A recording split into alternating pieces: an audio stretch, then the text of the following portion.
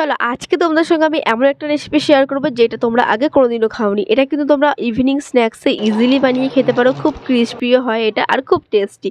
তো দেখে নাও রেসিপিটা। এখানে আমি কড়াইতে রিফাইন্ড অয়েল দিয়ে একটু আদা কুচানো দিয়ে দিয়েছি আর সিদ্ধ করে রাখা আলু। মশলার মধ্যে নুন, হলুদ, লঙ্কা গুঁড়ো আর জিরে গুঁড়ো দিয়ে দিলাম। তারপর সামান্য একটু হিং অ্যাড করেছি। এরপর ভালো করে সব মিক্স করে নেব। দেন এখানে যে আমি ডোটা তৈরি করেছি এটার মধ্যে আমি দিয়েছি জোয়ান, নুন আর একটু রিফাইন্ড অয়েল দিয়ে ভালো করে মেখে কিছুক্ষণের জন্য রেস্টে রেখে দিয়েছিলাম। আর এইদিকে দেখো পুরটা তৈরি হয়ে গেছে।